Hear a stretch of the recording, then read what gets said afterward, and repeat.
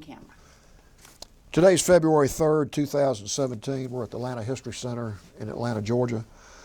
My name is Joe Bruckner. I'm a volunteer with the History Center. And with me is Tony Hilliard, who is also a volunteer, and Sue Verhoff, who is the Director of Oral History and Genealogy at the History Center. And we're honored to have with us today Mr. Fred Smith.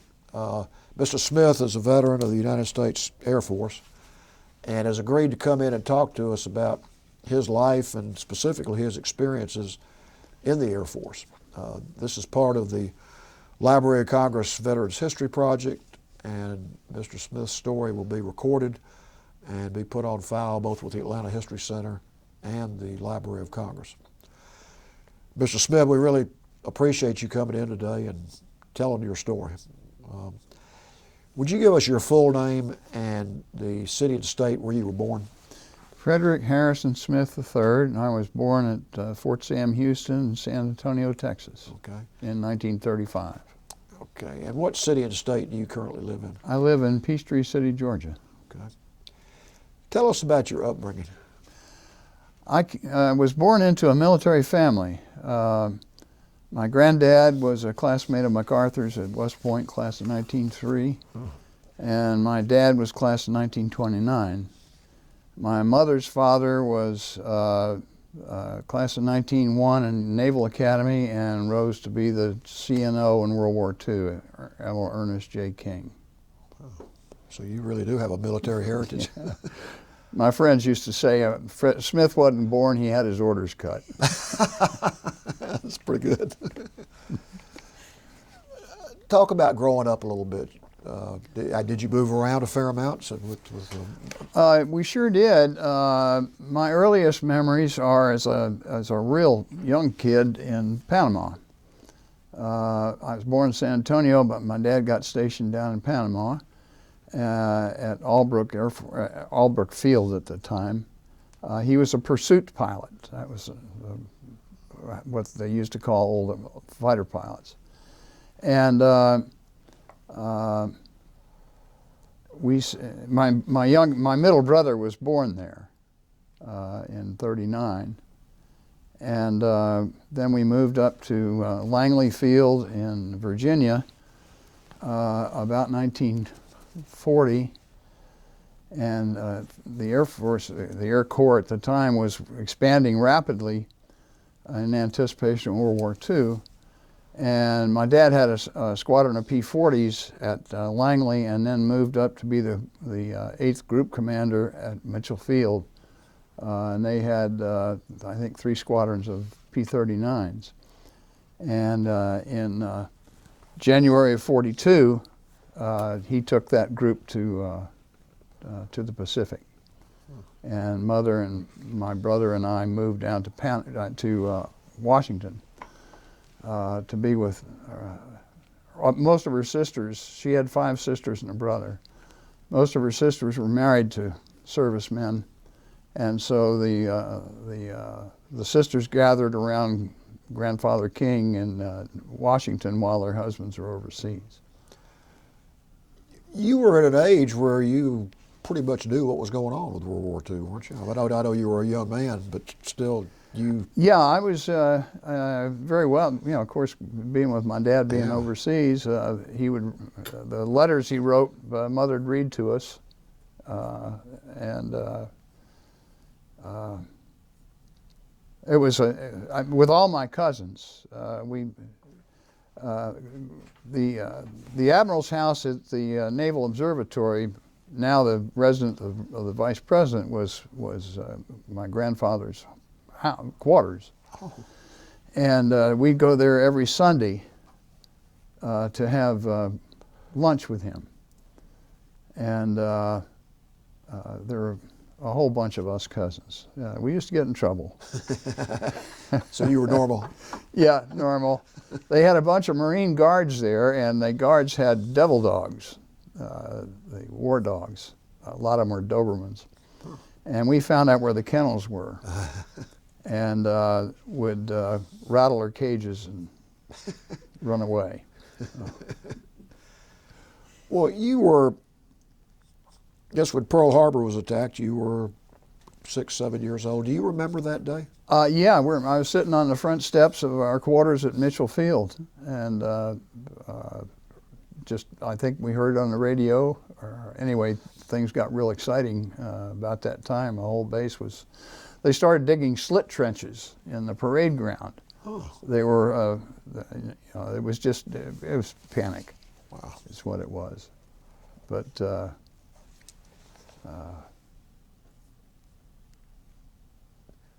move down to Washington, that really was kind of saved us, being all together. Yeah.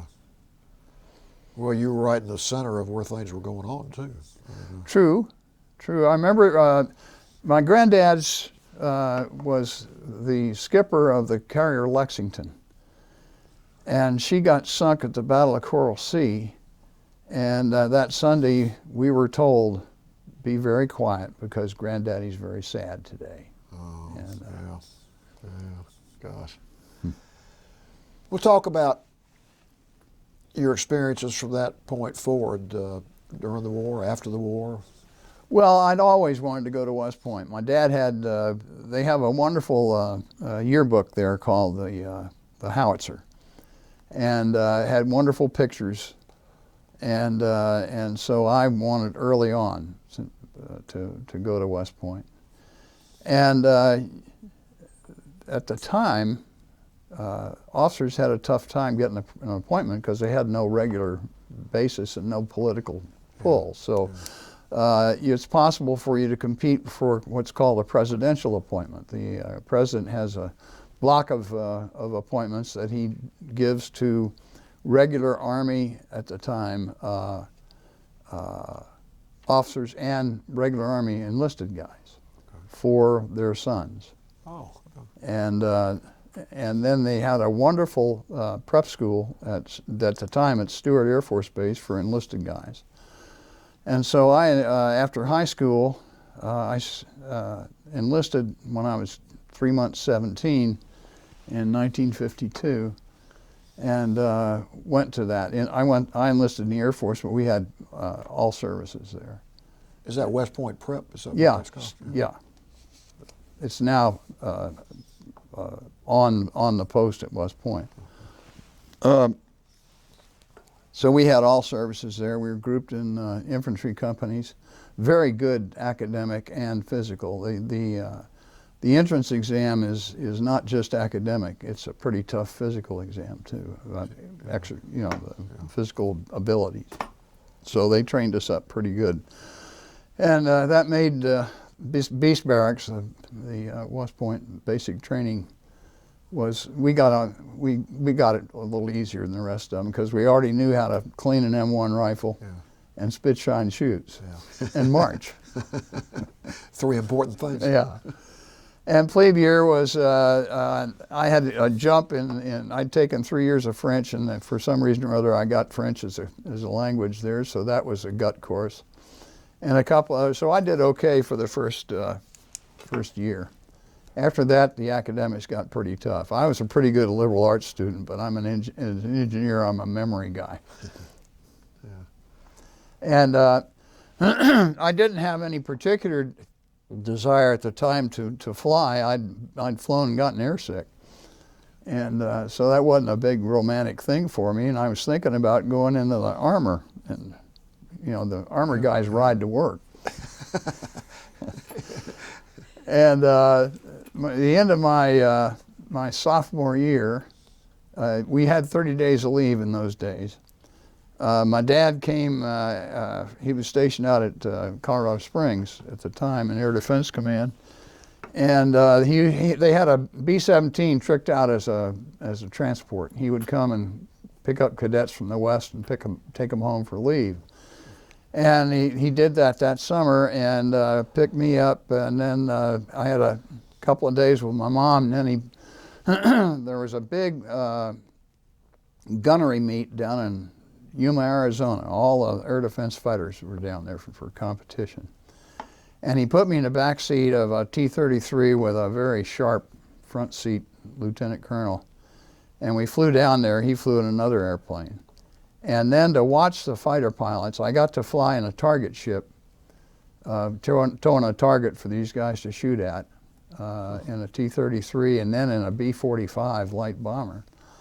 And then to see they had wonderful dinners and a lot of singing and fooling around, and that just captured me. And so I went back for my junior year and managed to talk a whole bunch of my classmates into going into the Air Force too. So that was my introduction to the Air Force. So you got a commission at the in the Air Force?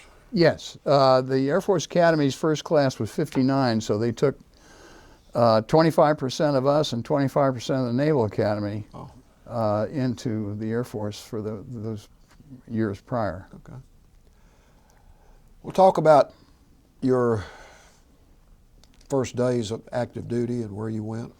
Well, I went right into flying school, and the primary, there was basic, our primary, basic, and advanced were the three phases of flying, pilot training then. My primary, and the primary schools were all civilian contract. And one of them was down in Marianna, Florida. Another one in Bainbridge, Georgia, as a matter of fact. And you flew, first thing you did was to fly a T-34, and they figured if you could solo that airplane, then they move you up into a T-28, which is a much bigger airplane. And I was doing pretty well in aerobatics, and so my instructor, Mr. Bill Avery, we were up on an acrobatic mission that day, and he said, I'm going to show you something that's more fun. It's not in the syllabus, but we'll try it. It's called a Hammerhead Stall. And you pull the airplane straight up and then let it run out of airspeed. And as it gets down to about zero, gently put in rudder and an aileron, and you rotate around like a hammerhead. Very comfortable, and so he did a couple of them, and I did a couple of them, and the third one I did, the airplane snapped into an inverted spin. And he couldn't break it, so I heard him yell, get out, and then he blew the canopy off, and we were pulling, it wasn't an ejection seat, so we were pulling negative G's, so as soon as I popped the seat belt, out I flew. And the chute opened pretty violently, tore my helmet off, and then I watched the airplane crash, and I thought he might still be in it, so I was yelling, and I paused for breath, and I hear this, "Are you all right?" And I looked up, and he was about 500 feet above me in a chute, and we came on down, and I lit next to a cabin. I was down near Bluntstown, Florida, in a paper mill plantation, pine plantation, and I watched him come down. I thought he was going to go in the trees, and so I ran over, got out of my chute and ran over, and he's calmly picking up his chute, and he looks up at me and he said, "Fred, let's get our story straight." And there was another maneuver in the syllabus called the vertical recovery, and that's what he told the investigators. And fortunately for him, the North American people that manufactured the airplanes sent a couple of engineers down, and they found 3 other airplanes in the same production series that were out of rig. Oh. And so Mr. Avery escaped. Good. And about 2 days later, my squadron commander took me up, and we did about 15 inverted spins. You know, the idea was getting back on the horse. Yeah, get your confidence. And then there are two.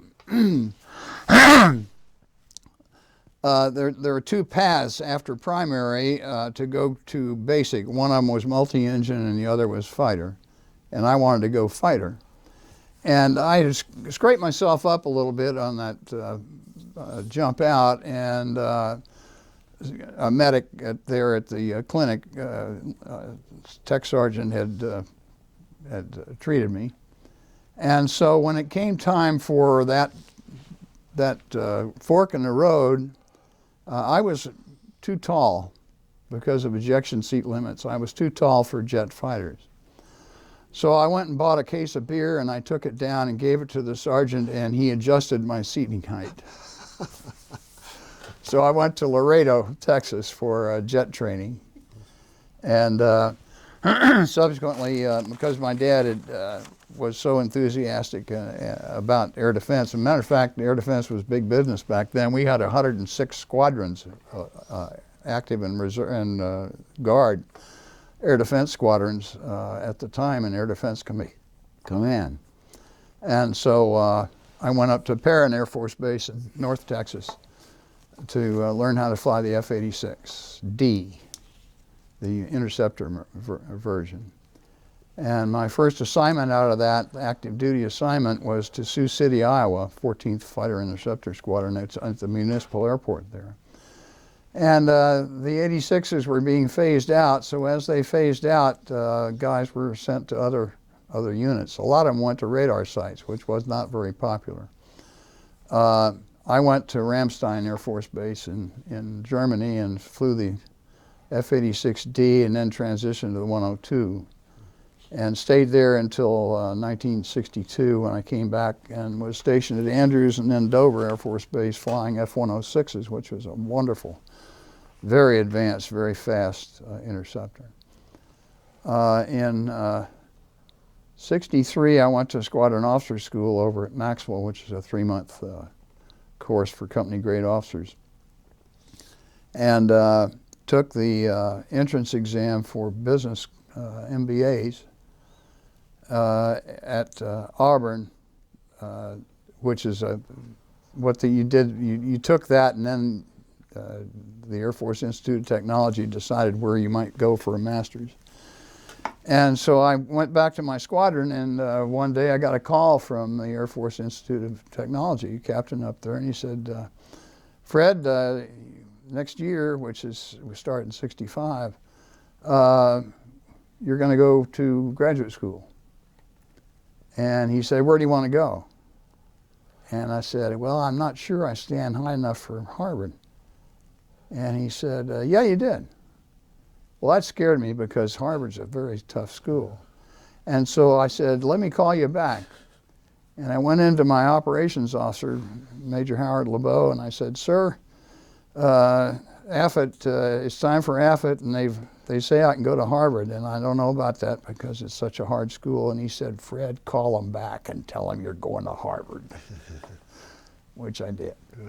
And very tough first year. But by that time, of course, Vietnam was getting quite hot. And another guy, Mike Carnes, and I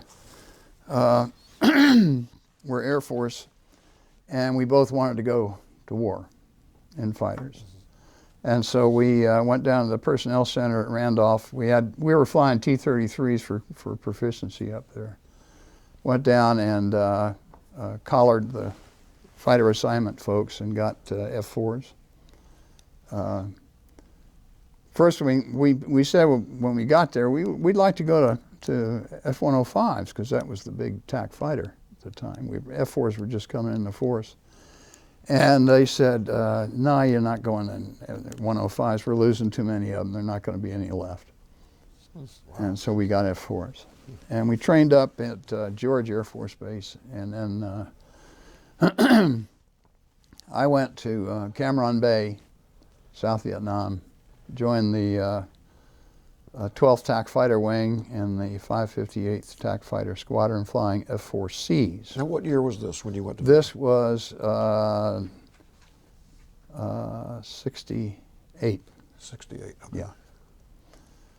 68. And I want to ask you a question. When you first, did you fly over with a group of other military personnel going to Vietnam? Yeah. I don't really remember much about it. The airplanes were already there. And so I don't remember much about that. You know, coming out of George, we had almost all that training was air to ground, and most of the missions in country were, of course, air to ground. You may not remember this because sometimes it was a blur, but when you first exited the plane, when you landed in Vietnam, do you remember what your first reaction was when you looked around and saw? Well, actually, we landed at Clark first. Okay. And we went through snake school, What is that? jungle survival Okay. school. Yeah. And then 130 picked us up and took us into Cameron Bay. Okay. A huge, huge air base. I mean, it was just amazing. Of course, there was an Army side and an Air Force side. It's on a peninsula, and it was just amazing. The activity, and we had the first strip there was aluminum matting, and then they put in the regular concrete. But just amazing amount of activity. Yeah. And we had 3 squadrons there. And by that time, a very organized new guy program. I had about 1,000 hours in fighters at the time, but that didn't count for anything until I could prove myself, because we're going to be working with troops on the ground. Yeah. So you flew 50 missions as a wingman. At first 10 missions or so with an instructor in the back. And we were employing in the whole range of air-to-ground weapons, napalm, rockets, high drag bombs, CBUs, just amazing. And were you flying all over the country? Yes. There'd be pre-planned missions that came through the Tactical Air Control Center in coordination with the Army and the ARVN on the ground, and then we had an alert facility. And the ARVN is the Vietnamese Army. Yes. We had an alert facility. We had 2 airplanes on 15-minute alert and 2 airplanes on 30-minute alert, and that's a 24-hour day, because there were always people getting hurt. And calling for air support, and get scrambled, and it was exciting.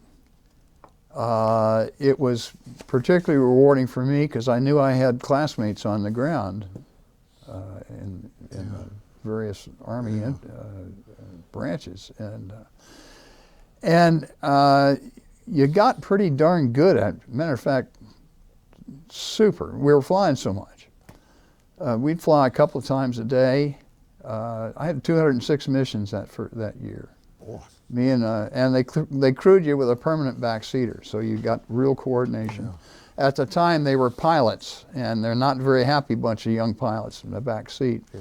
So you gave him as much stick time as you could.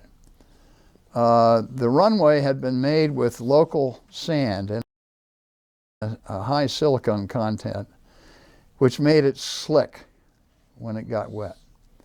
And so we ended up, the F4 has a Navy hook on it, and so we ended up with approach end engagements, and we got a team that would get you out of that in a hurry, and then automatic retract. Now describe what that is for somebody that doesn't understand. Well, it's like landing on an aircraft carrier. Oh. Okay. So you were flying off of aircraft carriers? No. You were not? No, but we had that arresting system because the runway got so slick when it got wet that you might run off the side. Okay. And so you'd set up, and we got pretty good at that, and we had great ground crews who would get you out of that so the next guy could come in and land. Okay. And then there were some exciting times.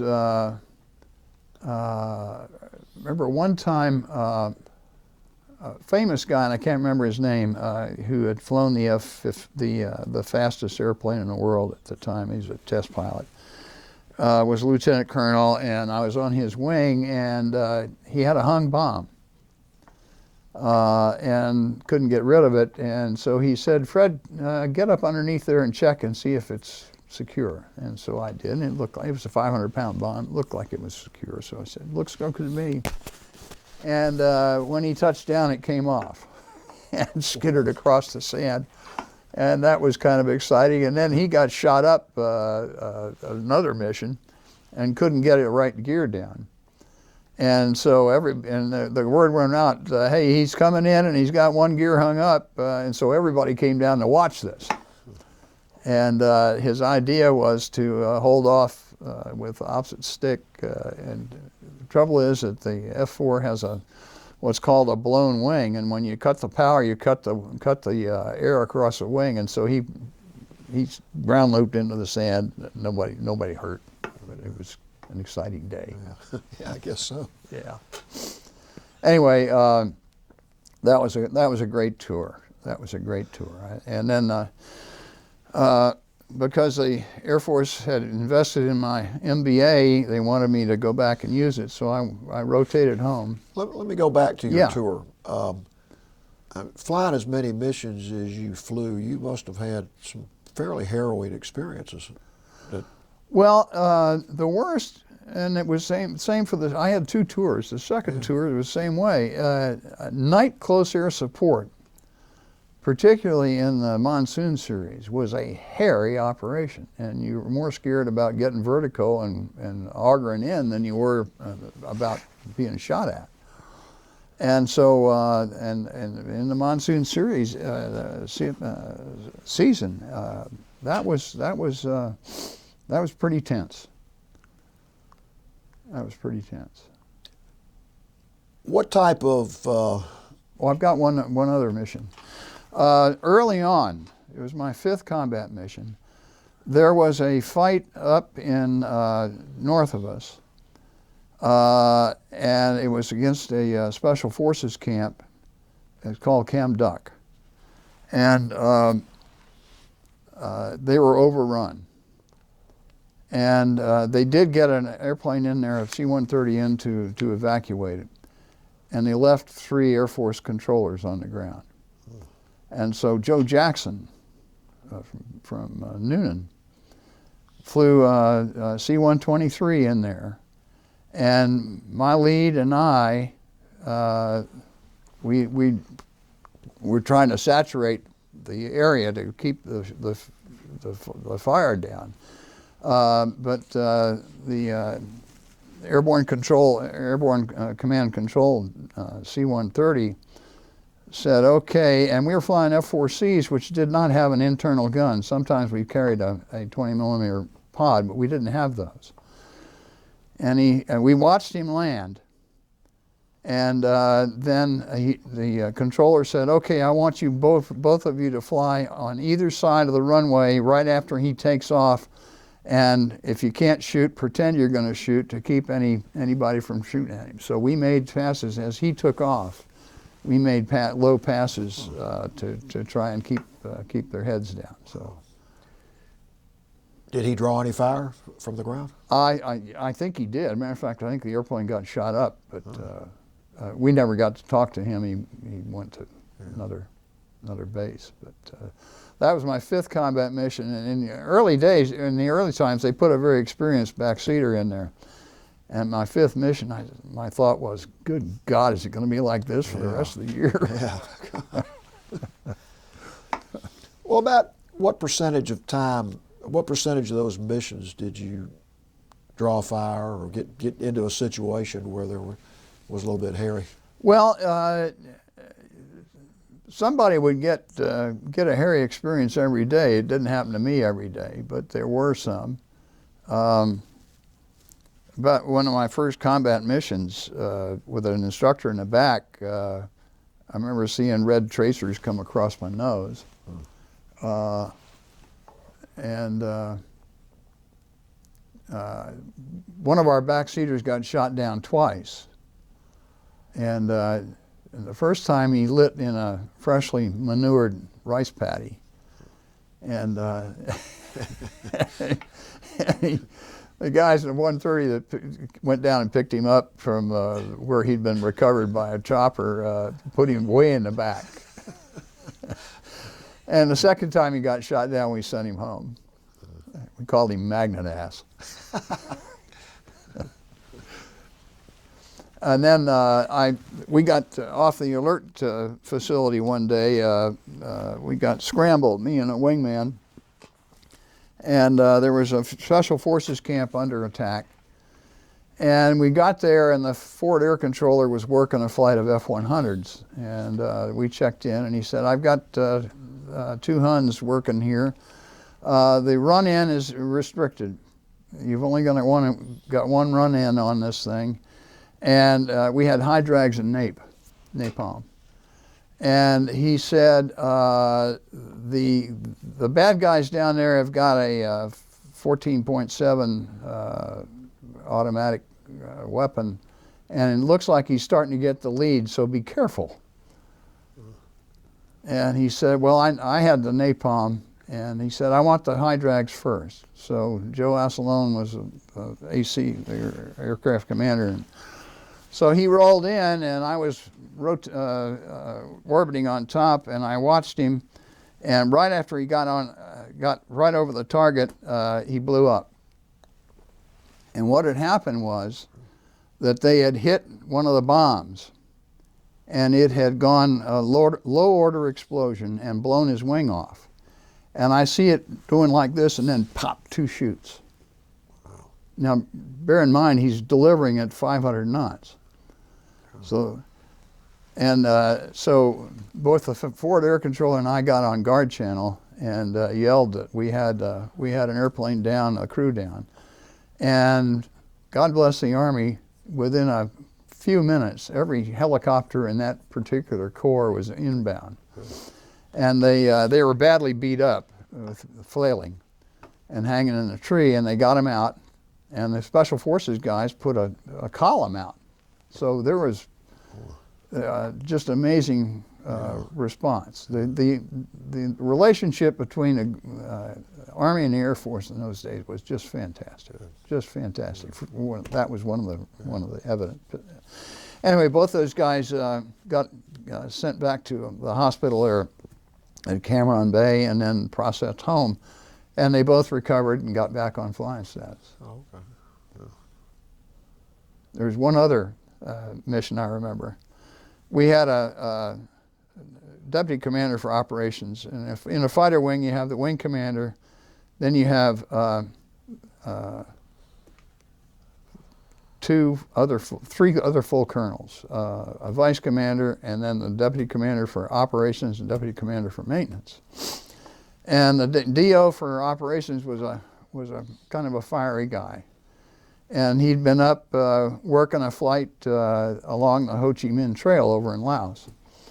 And the enemy had the temerity of shooting at him with a 57 millimeter anti-aircraft gun. So he came back and tasked our squadron to load up 4 airplanes, wall-to-wall ordnance.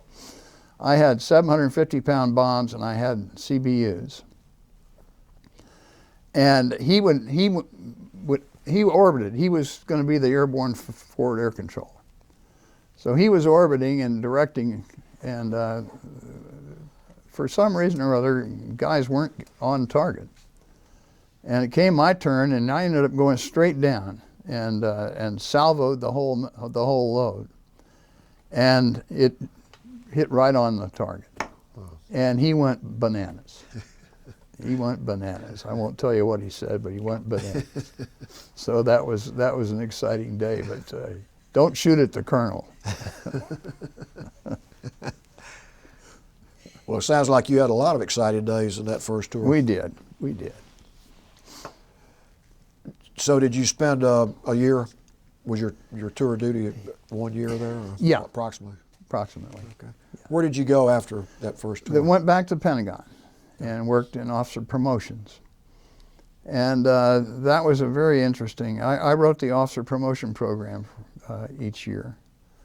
And that was exciting. First thing, it was a Title 10 United States Code tells you how many officers in each grade according to the in strength, the whole in strength of the Air Force, up through the grade of colonel. And so it was being done by pencil, and then there'd be so many questions you'd have to do it 3 or 4 times before you got it up the staff. And a young second lieutenant, non-rated, non-pilot, showed up, and he'd just gotten a master's in computer science, which is in early stages of development at the time, and they had these punch card or punch tape computers. And I got tired of this pencil operation, and I found out about him, so I went over and talked to him, and I said, here's what we got. We got a table here, and we got, you know, they'll say, okay, end strength's going to be such and such, or such and such and such and such. And so he devised a program. And so we computerized that function for the first time, and then subsequent, they may still use a variation of it. So you had the assignment at the Pentagon. Yeah, and then there was I also had POW promotions. And at the time, we were promoting, there are two ways you get promoted. You get promoted fully qualified, and then when competition is introduced at the grade of major, you start getting best qualified. And we were promoting guys as they became eligible in the primary zone as POWs, fully qualified, until the time when it became obvious that the next promotion round we were going to end up with guys going for colonel. And the chief of staff at the time, General Ryan, said, how can we promote a guy to full colonel that got shot down as a major without any record at all? Well, the deputy chief of staff for personnel at the time was a guy named Robert J. Dixon, who was a monster. But he had a soft spot for POWs. He'd been one in War II. And so I got the job, and the job was, okay, we're going to take this up to the chief, and you're the guy. Well, we got all kinds of resistance from the infrastructure down at the personnel center, and anyway, we just overrode those. My own boss was a brigadier who had serious doubts about it, and he was a good guy. So I went in for the final run before we went up to the chief, General Dixon, and then my boss and a couple other general officers and some colonels and stuff. And so I went through this thing. I've already been through it informally with General Dixon. And my boss, my brigadier, had told me he was going to bring up the objection, and so he stopped me, and he did. And I'm over here, and Dixon's here, and the general's here, or here. And he voiced his concerns. And Dixon stopped him in the middle of it, and he said, Colonel, you were a lot, or General, you were a lot smarter when you were an effing colonel. So then we took it up to the chief of staff. It was just General Dixon and a representative from the First Personnel Center and me. And Dixon said, you give the briefing and I will answer the questions. And I did the briefing, which was very short, and General Ryan said, how can we do this? And Dixon, to his everlasting credit, said, Chief, I was a POW in War II and I'm asking you. And General Ryan said, okay. Good. Yeah. So it was done. It was done. Good. It was done. Yeah. And then I didn't want to spend 4 years. 4 years was a standard tour. I didn't want to spend 4 years in the building. I wanted to go back to fly. And they had a provision, if you volunteered to go back to combat, you could cut your tour short. So I did. And so I ended up going back through refresher training at George Air Force Base, this time in F-4Es, and then got stationed at Korat in Thailand in '72. And at the time, I got to make an aside here. The fatal error made by Johnson and McNamara was that they thought that the enemy thought like we did. And they don't. Never have. Yeah. Elaborate on that a little bit. Well, the bombing pauses. We had bombing pauses, and that and Johnson liked, after a dinner and a cocktail party, liked to go into his office and pick targets. Yeah. And anyway, what the enemy did was to use that to reconstitute, repair bridges and stuff. They were in for the long run. Yeah. And anyway, so we were engaged in trying to cut the trail instead of hitting the source. And then we were helping General Vang Pao in Laos, had an army of insurgents. North Vietnamese were very active over there. And so we were supporting him with close air support up on the Plain of Jars. And then Sunday morning, Easter weekend of '72, the North Vietnamese put 14 divisions into South Vietnam, all along the Laotian-Cambodian border and up at the DMZ. And by that time, we had no U.S. ground forces. We had a fighter wing at Da Nang, we had a fighter wing at Karat, we had a fighter wing at Udorn in Thailand, the last two in Thailand, and Ubon. So there were four fighter wings. We got after about a month. We were working with forward air controllers, of course. After about a month, Nixon released the target list that we should have had in 1965. And within 7 months, they were talking Turkey in Paris. And then Nixon gave them a Johnson bombing pause, and they reneged, and that's when they brought in the B-52s. But I'm convinced that had we had that mindset in '65, we could have maybe created another situation like North and South Korea. Yeah. Instead, we wasted 50,000 lives and God knows how many Vietnamese. Was that the general feeling among your peers there at the time? Well, yeah, and to this day. Yeah. To this day. So it's not just looking back. You actually felt that way at Absolutely. the time. Finally, we were elated. Yeah. Yeah. We're finally going to get these guys. Yeah. We took some losses. I lost 5 guys in 1 week. One got picked up, but they were all POWs, and they all came home. It's miraculous.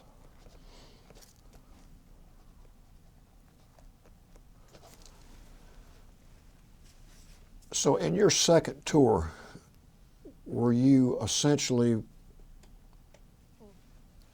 having the same type of missions you had the first tour? No, at first they were, we were going at, there was no close air support. It was all hard targets. Then after that we started supporting the South Vietnamese. And there was an awful big fight down in An Loc, a place called An Loc. And we would, there's I think General Stilwell's son, who was a 3-star, was the corps commander down there with the Vietnamese. And first thing happened after it became obvious what was happening in this Easter offensive, we got reinforcements from all over the world in terms of fighters. And so we then had probably, instead of 4 wings, we probably had 7 wings of fighters. And this fight developed down there, and it was critical. It was a North Vietnamese corps that was attacking. And so we would load up, we'd recover at Ben Hoa. So we would deliver, recover at Ben Hoa, rearm, deliver, back to Ben Hoa, rearm, and then bomb on the way home. So we'd get 3 missions. That was, and the Marines were there with A4s. I mean, they defeated them. Yeah. We defeated them. But that was a huge fight. And what year was that? That was 72. 72. Yeah, Okay. yeah, yeah. Did you deal much with the South Vietnamese, either civilians or military? No. At Cam Bay, we were out on a peninsula, so the only Vietnamese that I ran into were the hooch maids, who took care of our living quarters. We were isolated. I had never talked to a Vietnamese. Interesting though, we had the South Korean White Horse Division just north of us, and they were kind of famous. The they were a frightening bunch, and they would come down to our PX. They'd have a busload of these guys, and they had a South Korean military policeman stand outside of the PX, and if anybody looked like he was going to make trouble of any kind at all, this guy went up and hit him in the face. Back on the bus. That's discipline. Yeah, that's discipline. But I got a letter from a friend of mine when I'd rotated home who was still there, and he said one of our friends got shot down and killed. And the villagers nearby had stripped his body. And the South Koreans went in there and cleaned house, recovered him, and then let him know that that was not. Yeah, good. Yeah. Good. Yeah. Well, when you left that second tour, when you came back, what was your feeling about what was going to happen in the future in South Vietnam? Well, I was very hopeful because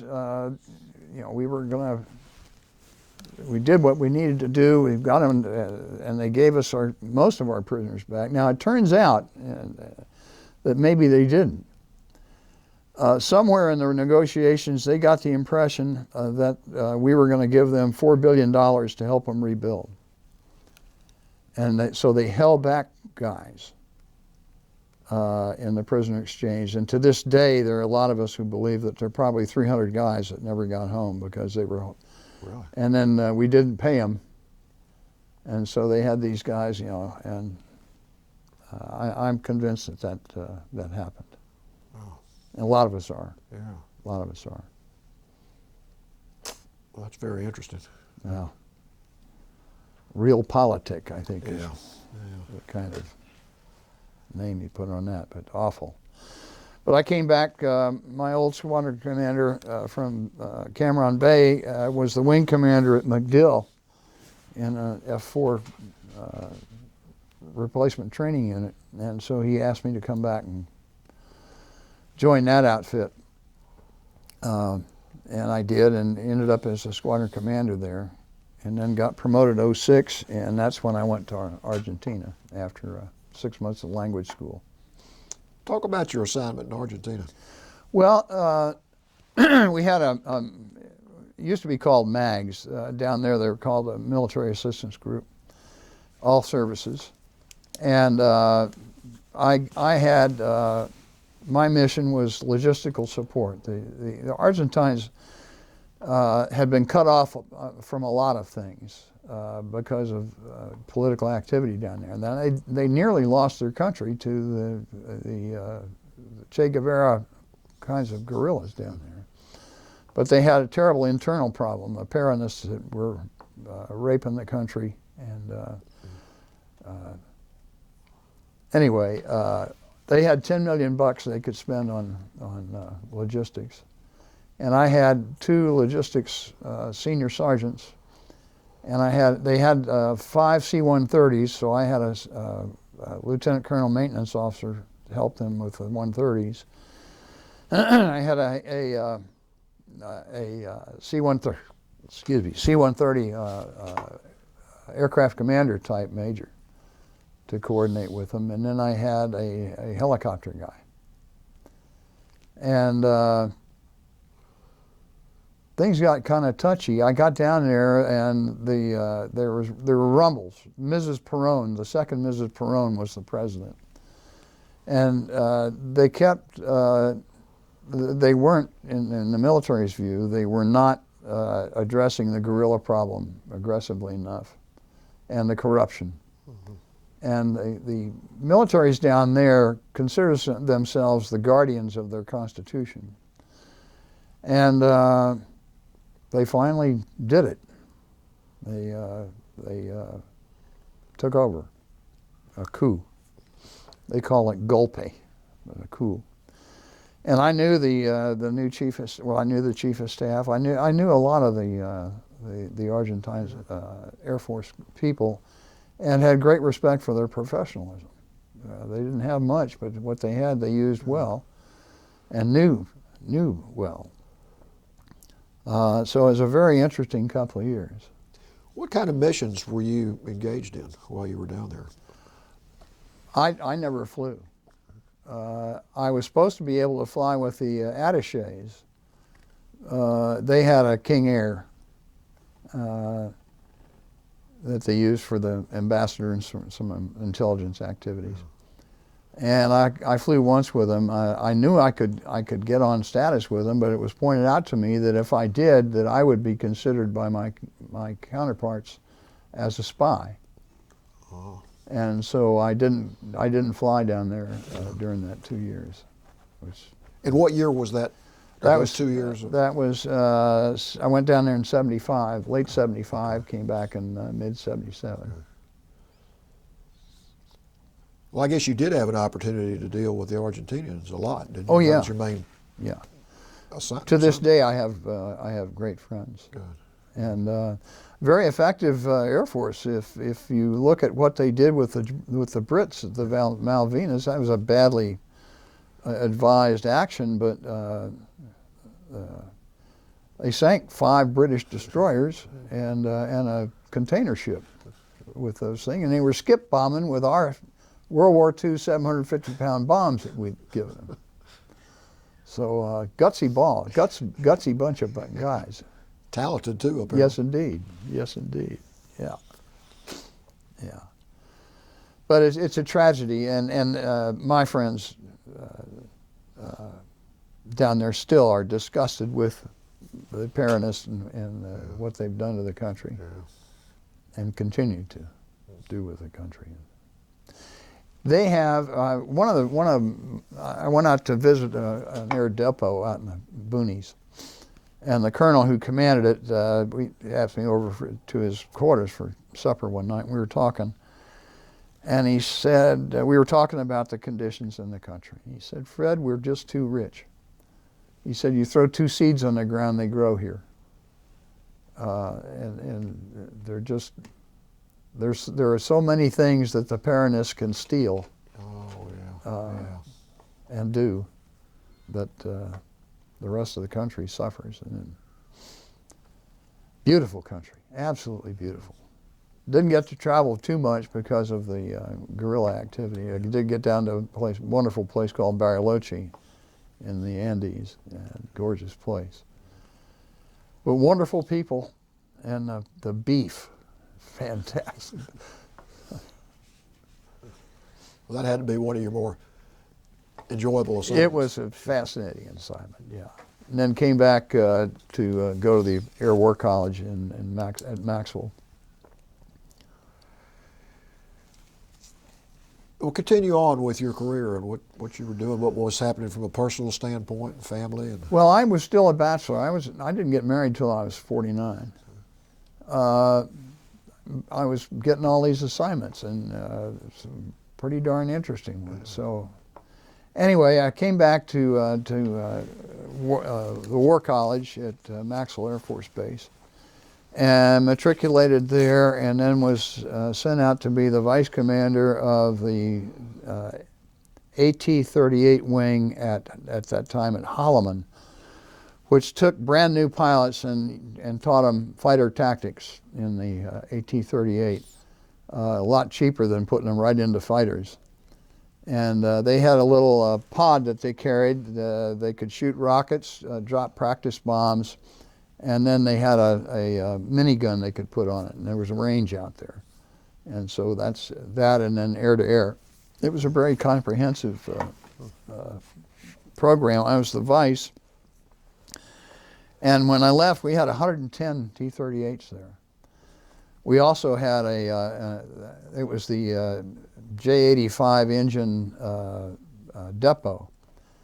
So we remanufactured those engines. As a matter of fact, we supported the Thunderbirds when they were flying that airplane. But that engine is only about that big around. And the ramps at Holloman were poured in 1942. And so they are breaking up. And these little engines suck up pebbles and other stuff. And that created some real problems. It did. And the three-star who commanded the 12th Air Force, which is Holloman was part of, was a guy named Hardinger, who was another little tyrant.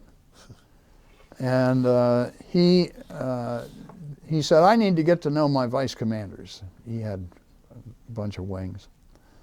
And so if you're FOD in an engine, foreign object damage, FOD, if you FOD in an engine, you got in an airplane to go brief him personally. And my first, he treated me like a plebe. He was West Pointer, little runt. And so I just reverted to plebe status. I said, yes or no, so no excuse here. But he did have a really sharp tech sergeant, and who was his FOD manager. And so I got that sergeant to come out and walk the whole place with me, show the boss that I was concerned, and then we got a lot of cooperation from our troops. But I remember the second time we FOD'd, I was in the air and I got a radio call saying, we just FOD'd another one. But anyway, it got to be kind of a game. He wasn't too rough on me. It was mostly for effect for his staff, I guess. Putting on a show? Yeah. And then, but because of my work in personnel, the Deputy Chief of Staff for Personnel at Tactical Air Command at that time was a guy named Tom Hickey, and we'd worked together when we were majors in the air staff. And he called and said, I need a deputy, Fred, you're coming to TAC. And I said, you're taking me out of the command line, Tom? And he said, well, I got to have you. So I went back to TAC and was the deputy personnel guy for, at that time we had, counting civilians, about 110,000 people. And so it was an interesting tour. And then decided that I was going to retire, and I thought maybe I'd do better subsequently if I went back up to Washington Personnel Center. So I was transferred up there, and I was the deputy director of the Ground Launch Cruise Missile Program, which is fascinating. Tomahawk, Air Force Tomahawks. Yeah. And got to that was in the height of the anti-nuke activities in Europe, England, women chaining themselves to the fence and all that. Yeah.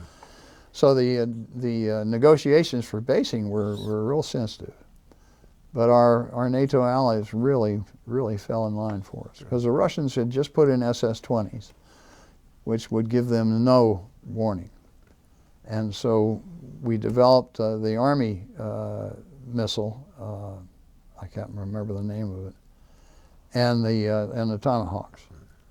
And we had basing at Comiso down in Sicily, Ramstein, up near Bitburg, in Belgium, and two of them in England. And fascinating. That had to be really an interesting It was assignment. really fascinating, yeah.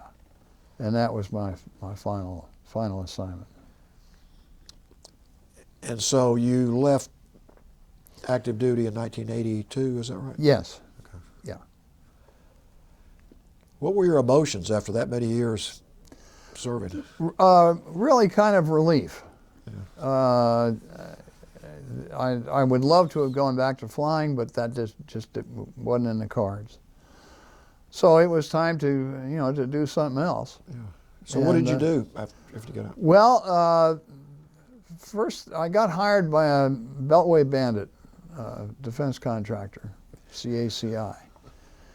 And after about 6 months, they wanted me to go back and sell in the Pentagon to my old contemporaries, and I found that distasteful.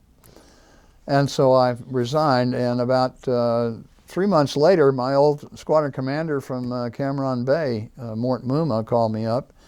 He was the chief of staff of the National Rifle Association. And he said, "Fred, I need a personnel guy. Would you come over?" And so I worked there for 3 years. Huh. And very enjoyable bunch of folks. They get awful bad press there. But they do an awful lot of good stuff.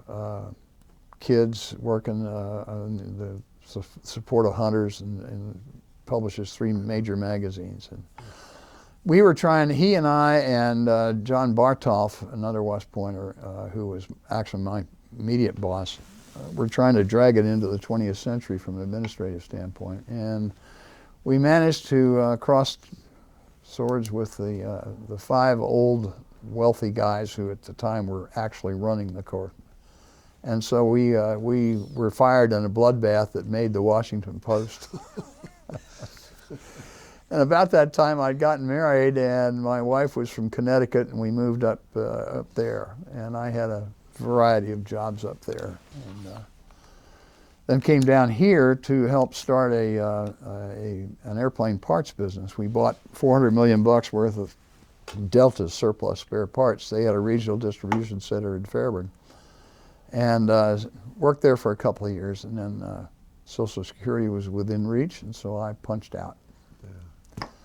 Playing a lot of golf, a lot of good guys down there in Peachtree City, a bunch of military. Yeah. So yeah. It's been a great 20 years. I can't believe it's been that long. Time flies when you're having fun. It's absolutely true. Have you kept up with many of your former comrades? Oh, yeah. Especially my classmates. We have 10 West Point classmates here, and we have lunch every month. Oh, good. And then our 60th reunion is coming up in April, back at West Point. And so we're looking forward to that. Our class president several years ago remarked when we were looking at the 60th, and he said, "Remember, when we were commissioned in 1957, the 60-year class was the class of 1897. That's just what you wanted to hear. Yeah. God. Well, you'll probably have a heck of a turnout, I would guess. Yeah, it's our last hurrah, and it's going to be a gasser. Yeah.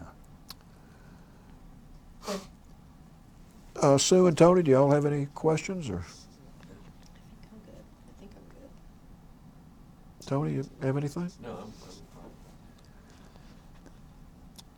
Well, I want to give you one more chance to say anything you'd like to say, or anything you'd like to say in conclusion, or something you didn't talk about that you want to talk about. Just anything you'd like to say. I can't think of I think we pretty well covered the waterfront, and I'm very grateful for the opportunity. And thank you very much. This is a great, wonderful program. Well, it is, and it's because of people like you that come in and share their stories. And well, I can't it's tell you you all how that make the opportunity. Well, I think that's we really appreciate you doing this, and you got a pretty amazing story. I mean, the military lineage in your family, and the description of that and what you did as a child in a military family, very interesting. Oh, thank you. And I mean, serving 2 tours and doing what you did, both tours. I mean, your life was on the line pretty much every day. And you tried to low-key it. You're very modest, but I think anybody that knows anything about what you did knows that you were pretty courageous doing what you did. Well, I don't know about that, but I do know that as I look back on it, I kind of get cold sweat. You know, when you're young, you're immortal. Yeah, that's right. I do actually have one Good. quick question. Good, okay. And you're probably going to poo-poo it, but I got to ask it. Distinguished Flying Cross. Mm-hmm. Tell us about that. Well, I got two of them. One of them was that mission where we took out the AAA battery. The other was a MiG engagement, the only MiG engagement I had. We were escorting, well, I have to go back. The laser bombs and bombing system was in its experimental infancy at the time. And so the laser pods were prototypes, as were the seekers. And so they concentrated those at Ubon, Thailand. Those were the laser bombers. And the very primitive terms of electronics, the pod itself weighed about a ton. And the backseater had to laze the target. And they did it to create a cone. And the bombers, the F-4s that were bombing in coordination with that, had to drop their bombs within that cone. So their attention, all of them, was down and not around. And I had a flight of 4. We were escorting a laser pod. My wingman and his my element lead and his wingman were about 2 miles, and we were this time, and the guys, the bombers, were up here about a mile and a half in front. And they were approaching a target, which was Yen Bai airfield up northwest of Hanoi. And my backseater says, MiG at 9 o'clock. And I look over, and here's a MiG-21 going for the bombers. The F-4 at that time was a pretty complex missile system. They had something called interlocks, and if your interlocks were out, there was some problem with guidance. If the interlocks were in, it took about 15 seconds for the missile to warm up. So I fired preemptively. I only had 2 of those, and I had radar missiles. And I fired preemptively. It went out about 1,000 yards and blew up in front of me, but I was hoping I'd get his attention. And then my backseater was working the radar, and then I punched off. All this happened in about 10 seconds, but it's time slows down somehow or other. I'd punched off my tanks to get clean, to go faster, and the radar, the cursor to lock onto a target. He was coming down on the top, from the top. Top is range, and I was afraid he was locking onto our bombers. And so I said, break lock and come up from the bottom to get the nearest one, which was the MiG. And he did, and we launched. And it went out and it blew up next to the MiG.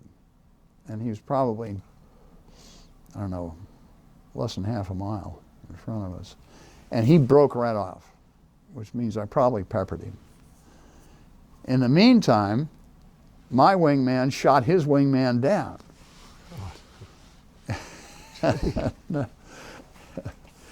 And then I saw the guy I'd shot at had chandelled up maybe 3,000 feet above me and probably 2 miles. And I got to that point, and I was firing sidewinders at him, and I was too far away. I had 4, I fired 3 at him. And then I said, we got to get out of here. And so dove for the ground in full afterburner, and my backseater said he shot one at us. I'm not sure he did or not. But anyway, we got out of there and couldn't find my wingman. It turns out that he had been so fascinated with shooting a MiG down, he watched him crash. And we got back to Karat, and when you come back clean like that, that means they know you've been in a fight, so every guy on the line was there and debriefing. So got a DFC for that. You know, you're so modest. We keep hearing these adventures by asking questions. And I want to be sure you're not leaving anything out here, because you had an amazing number of I can't. I high really can't risk think. You know, one of the missions. hairiest things that we had to do was at night, particularly in the monsoon season, and if it wasn't clouds, it was so much heavy dew that you really didn't have a whole lot of perspective, and then you're working under flares, and so you. Excuse me, you get disoriented. And I'm very thankful for having a two-seat airplane, because I'd feel like I was turning upside down, and I'd ask the back seater, I said, what's our attitude? And he said, sir, 10-degree left turn. But your gyros just tumble with those kinds of things. So night bombing was probably the hairiest stuff we did, from my standpoint. I know you had a lot of training, but just hearing you describe some of the situations you faced, there had to be a lot of situations that you weren't really trained to handle. You just had to use your instincts or your skills, or. Well, I think none of us were really prepared for going into battle like that. We trained good training, but. One of the things we had was as I think I mentioned early, was a period of time where you were under supervision of a very experienced guy that would turn you loose when you were ready. And then after each mission, we'd sit around and debrief, and then talk more about it. Yeah. So you learn from the other guys. Yeah. And there's some very experienced guys, much more experienced than I. At that time, when I got to Karat, there wasn't nearly as much experience. So we had a whole bunch of very young crews. And they did the job. Well, you must have done a good job training those guys, and sharing your experiences with them. Yeah, that's part of the game. Well, is there anything else you want to share? I've got a feeling we could sit here for 2 days. No, I think you've given me an opportunity to get a whole lot of stuff out, so I'm very grateful. Well, you've had an amazing life and career in the military, and again, this is probably the third time I've said it, but you're so low-key and modest about what you did, but you were really putting your life on the line, and you were saving lives, obviously. Well, I know, but then you talk to guys in the infantry and what they went through. Yeah. Well, yeah. Everybody did their part. Yeah. Yeah. Well, I want to thank you again so much for coming in here and sharing your experiences, and thank you for what you've done for your country, and thank you for your service. Well, thank you both, all three of you. This is a marvelous activity that you're doing for us, and thank you all for your service too. Well, Thank you. thank you. Thank you. Yes, ma'am. We're back on camera. Let's just,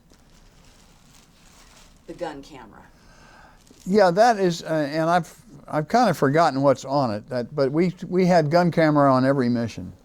Sometimes it didn't work, sometimes it did. And those are from Cameron Bay, and I think they show high drag bombs and maybe some napalm or strafe. I can't really remember, but they've been sitting in my trunk for all these years, and if there might be something that's worthwhile looking at. How did you get them? You could get your film or a copy of it. Excellent. Okay. And the scarf.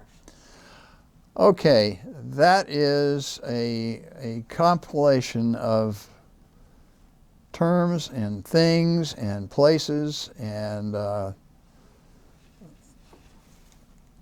see there.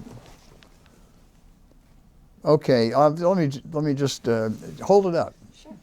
Okay, frag. That's a fragmentary order. That's the order that comes down the night before. It tells you what kind of ordnance you're going to be carrying and where you're going. Debrief is obvious. Sante was the raid up in north. I knew a couple of guys on that. Saigon, obviously. Buff is a B-52, big, ugly.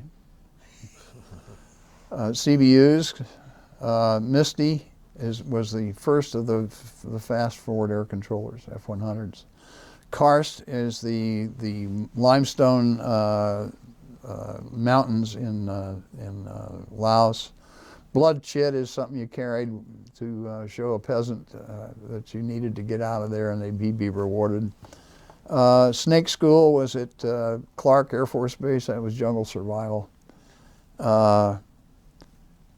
Iron Hand, that was a kind of a forward air control. Anyway, those are all forms that places and words that we used. And who put this together? If you look down at the bottom, the Red River Rats. The river rats, the bad guys called us rats. And since we were, if you flew one mission in route packages 5 or 6, which were Hanoi and Haiphong, that's our great hero Robin Olds, who flew in World War II. So it was the most heavily defended target in history. And it was Hanoi is along the Red River, and the bad guys called us rats, so we're the Red River Rats. And that organization was started as fellowship and then morphed into providing scholarships for guys, kids whose dads got shot down. And it's very much alive now. It now has Desert Storm guys, and so it's a living organization. And now we still provide those kids are grown, but we still provide scholarships to kids whose dads were, and now moms, who are engaged in aerial combat. That's awesome. And this? That's a river rat hat. Gotcha. Yeah. And the plane? F4. That's an F4. Awesome. Okay. And let's see. You mentioned the map. Yep, that's a planning map that we carried in our flight suits. It shows radiuses from Cameron Bay. Would you have taken this out in the aircraft, or probably not, right? No, it's probably more if you got shot down, you wanted to take a look. Gotcha. And I'm fascinated by this. That's an aerial computer. Take it out. I'm gonna let you. I've forgotten how to use it. But what it does is you punch in on the back. It's a circular slide rule is what it is, and it'll show you course corrections for wind and stuff. Now, of course, everything's electronic. I love how it's called a computer. And last but never least, we've got your party suit. Yeah, This is awesome. The guys in Robin Olds and the bunch over in Thailand were taking such losses. Now, you got to understand, the losses were horrific. 485 F4s, 485 105s were shot down. Almost 900 fighters. They were taking such horrendous losses that the Robin Olds and the other wing commanders in Thailand said, we got to have tactics conference. We got to figure something out. And so they did, but they always celebrated as part of that. And in Thailand, you could get one of these made real cheaply and quickly. And so that became a tradition. Yankee Air Pirate, that's what they called us. And then you had your mission patch and various other squadron patch. And we still wear these. There's a matter of fact, there's going to be a River Rat reunion in May up in Tennessee. So we still get together, and with the new guys. Yeah. Too. Yeah. But it's I have a couple of these, so I thought I don't think I fit in that one anymore. All right, anything else? You good? All right. That was